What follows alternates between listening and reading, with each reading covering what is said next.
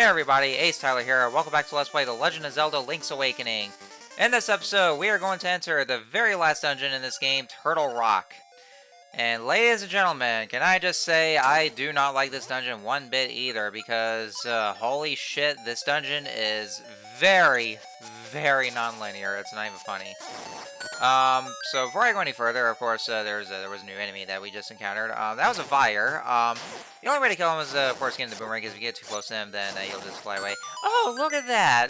Returning enemies from Zelda 1. Oh, and a blue Hinox. Yeah, and just kill him twice, and that's it. Yeah, because, you know, the red tunic, level 2 sword, pull-on sword, and, yeah, just 2 hits and he's done. So, yeah, it's just, these guys are mean as with pushovers. And, ooh, is that a cherry cake? Oh, let's push this cherry cake and see what it does for us. Ooh, it creates platforms? That's what it does? It makes new floors? I did not know cherry cakes can do that. How nice. But yeah, Sapphire will actually, well, yeah, like I said, he'll shoot those beams at you, and, yeah.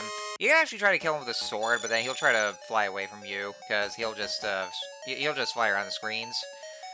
And, he'll also try to charge at you, so you want to be careful of that as well. So yeah, the best way to kill him is just to use the boomerang, and that'll just be an insta-kill. I think if you attack him once, then he turns those little flying skull things. They're kind of like those bubbles, like well, you know, in earlier Zelda games. But yeah, that's what it does. And also those new enemies. Oh, and of course, hey, it's a returning mini boss. So it's Spike Roller, Rolling Bones, well, just Rolling Bones. So yeah, this dungeon, I will have to say, will actually bring back the mini bosses from previous dungeons. So, like for instance, the Rolling Bones was from the first dungeon, Tail Cave. But you know, since we have been upgraded, of course, and coupled with the red tunic, then he is an absolute cakewalk this time. Like he's just super easy. It's just like take 2 hits and then he's done. Yeah, those returning mini bosses that you'll go through, like they're very easy. Oh yeah, and also I actually did a previous recording attempt before, and I got sucked in by the vacuum mouth, and so therefore and then it takes you back to the entrance of the dungeon, and I got lost. I was like, oh, now I get the compass. So anyways, before I get interrupting myself, the other new enemies, those snake-like enemies, actually, they're called ropes, and they are returning enemy from Zelda 1, which we have not seen since then. But yes, they're called ropes, not snakes, ropes. And that, my friends, is called a snake. So yeah, the more you know. Okay, yeah, look at that. I just did myself a little callback from my Zelda 1 Let's Play. um, Anyhow, let's see. So yeah, see that back with those ropes there. Yeah, Turtle Rock. Like I said, it's a very non-linear dungeon, and guys, I did not get any practice for this at all. Like, you know, I did at least one previous recording attempt, but that was just only for a few rooms. But other than that, though, I have not had any practice with this. And, you know, it's just like with Eagle's Tower, there's going to be a lot of backtracking involved in this one. So this dungeon I cannot stand because it's very annoying like that, and it kind of does become a bit of a drag. And because of that, since I haven't really had much practice with it, and you know, since it's a very huge dungeon, I mean, we'll see just how big it is once we get the dungeon map. But yeah, it's something like you're not gonna believe. So yeah, that's actually that's the thing about it. It's very huge. It's very non-linear, and you know, you will get lost if you don't know exactly where you're going. And speaking of the map, then now we got it. So I'm gonna go ahead and press the start button. Well, past me will do it. See, look at that. Look at that right there. It is fucking huge. And you know, it's the shape of a turtle because, you know, it's a Turtle Rock. But, yeah, there are so many rooms. So many of them. Like, holy shit. Yeah.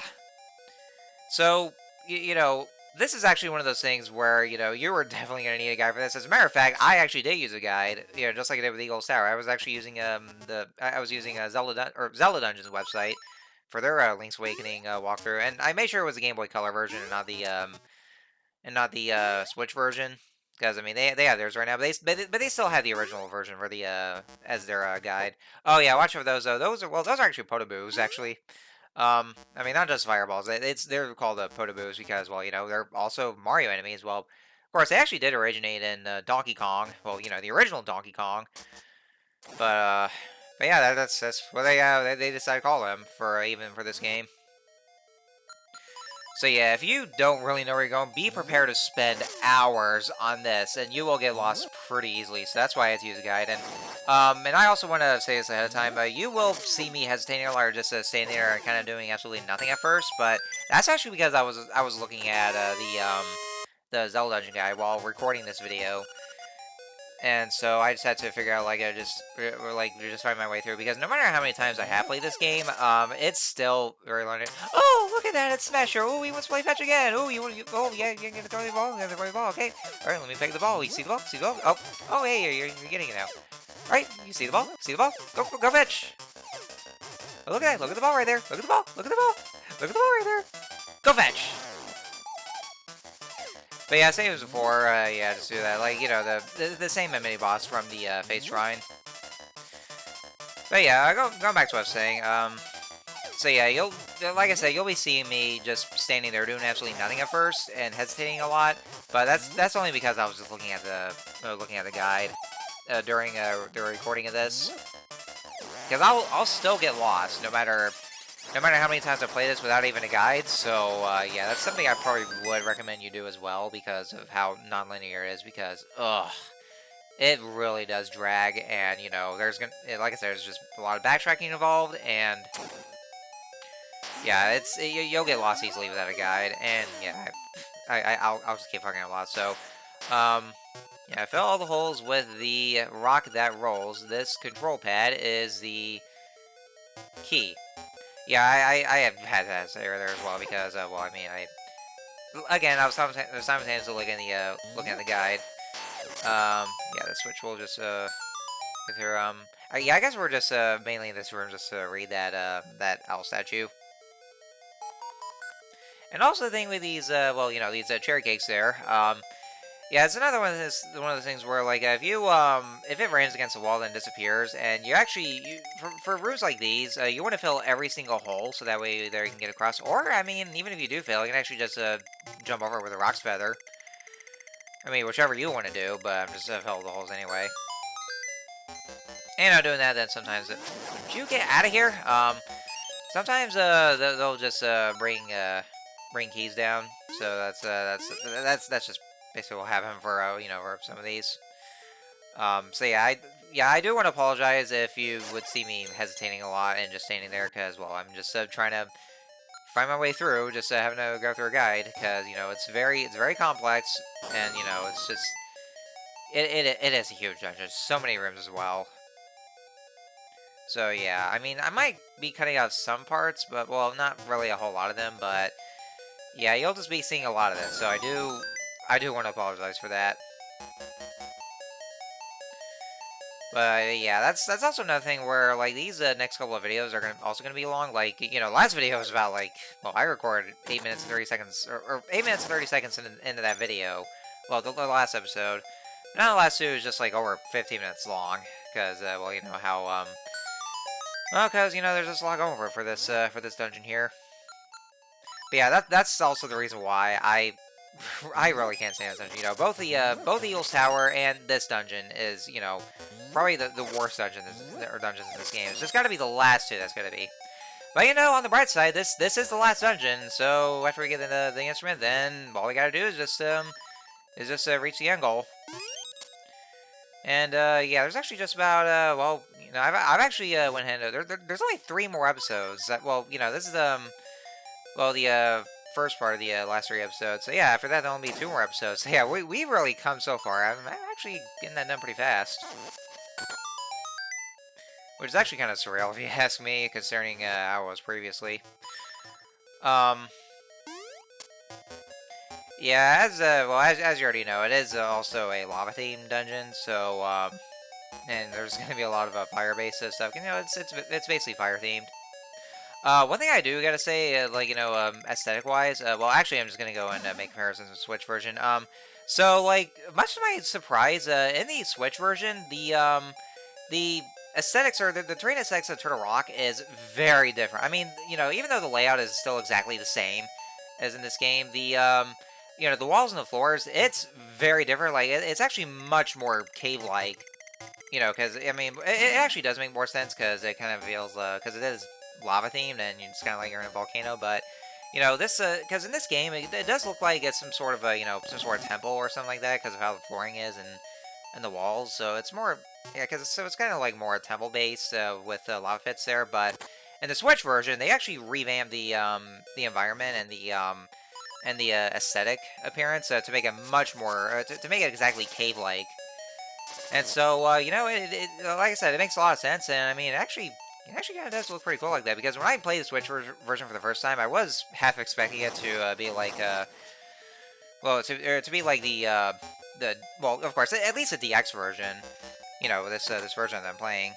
Because, I mean, it did take on appearances of that in all other dungeons, but not with Turtle Rock, though, because when I went into Turtle Rock first time playing the Switch version, I was real surprised at how much the aesthetics have changed, or how completely different it looked, where it's more, where they made it more cave-ish, and not so much like a temple or anything like that. It's actually kind of cool like that, so I actually kind of like that change. It's a very fitting aesthetic as well, so...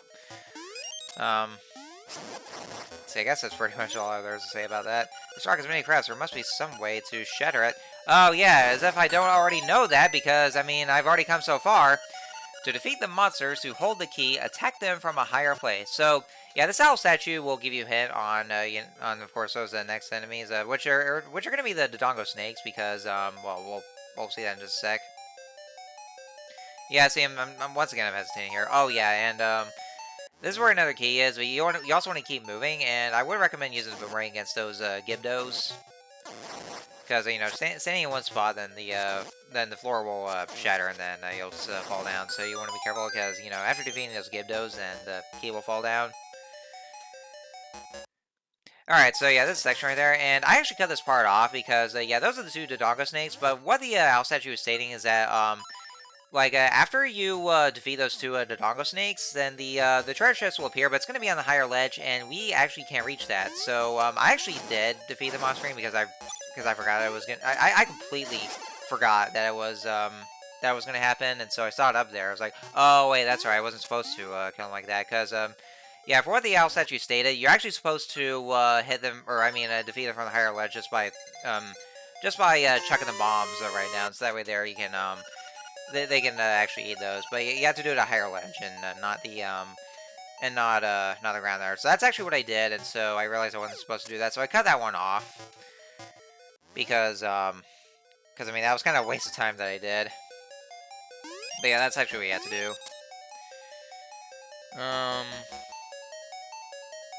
There's also something else that I was gonna say, and then I forgot what it was. I always gonna do that. Oh yeah. So like I said, oh hey, more Bowser statues. Yeah, we're gonna hook shot across. So yeah, Bowser, do you yield? You do not. Okay then. Anyway. um. Yeah, like I said, this dungeon, yeah, you'll be going through repeats of the mini boss because yeah, for what we saw from the you know the rolling bones from the first dungeon, and also the smasher from the face shrine. Yeah, this dungeon will have you defeating the mini bosses from previous dungeons, so it has you like you know do repeats of those.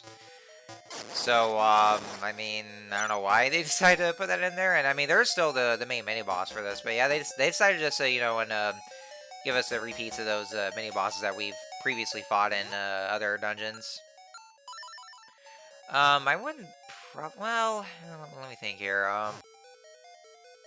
I think the only exceptions would have to be the Master Stalfos and the main bosses in Catfish's Maw, which would be the Master Stalfos and the two Gomas. Yeah, those are going to be the only two mini bosses that you don't fight or refight in this dungeon. But you know, a lot of the other mini bosses you do. I mean, I don't know why they decided to implement that in there, but I mean, I guess if it's the last dungeon, then I guess they kind of want you to reflect on your previous adventure. I don't know. I mean, you know, I guess that's also kind of thing that that Zelda games tend to do, is that they kind of do some repeats. You know, I guess that's a reflection of your previous journey. You can actually like excuse me, you can actually light those torches if you want to, but they actually do.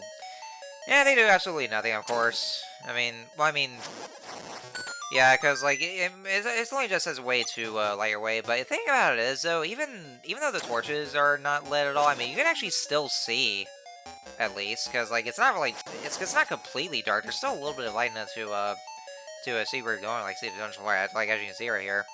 I'm not sure if it actually does apply to the to well, like if you were to play Vanilla Link's Awakening on the original Game Boy, or actually as a matter of fact even play the DX version on the original Game Boy, then I'm not sure how different it would be, or if the lights would be completely off. Because I mean, just haven't played that on that pure green screen. But yeah, I'm not too sure. But I guess in this case, yeah, lighting the torches do absolutely nothing. But yeah, you can actually still at least see where you're going. It's not very much like yeah, the statue looks strange. Shoot it with the bow. Oh yeah, he actually means this statue right here, so you can just shoot the eye at it. So I mean, it's not really strange, but it's actually out of place though. So it definitely does look like something where you can just shoot at the arrow. And if I can get a perfect shot, there we go. But yeah, yeah, you can at least still see where you're going, so lighting up the torches isn't really necessary. It's very much not like in it's very not much like in Pokemon Gen 1, or at least in at least in Red and Blue, where like in Rock Tunnel, where it's like completely dark and you actually need a flash to see where you're going. Unless you really want to take the challenge, you actually have to look very, very, very, very close to the at the Game Boy, but that doesn't really help much. So yeah, that's why like they do like completely dark, and so you would need flash to or need to use flash to get through the rock tunnel. And it looks like the video's about almost there, and this goddamn Beamos keeps on attacking me like that. And actually, if you go upstairs, because there's not like multiple floors, ignore this guy. And there we go, we're back outside, and we're basically at the top part of this one. And look at that, a heart piece! And let's go and grab it. And ladies and gentlemen, this will be our final heart piece of the game. So yeah, we got 4 for a complete heart container, and so since the very last heart container is going to be after we defeat the dungeon's boss, that means this is the very last heart piece. So we got every single heart piece all around in Colon Island, and also the seashells as well. So yeah, I'd say we just about pretty much collected all we could. And so, of course, that should do it for this video. So next time on Let's Play Link's Awakening, we're going to finish off the rest of Turtle Rock. And hopefully get that done over with, and we'll get our final instrument. And yeah, we're almost done, folks. We are getting so close, pretty much at the tail end of this game. So until next time, see you guys later.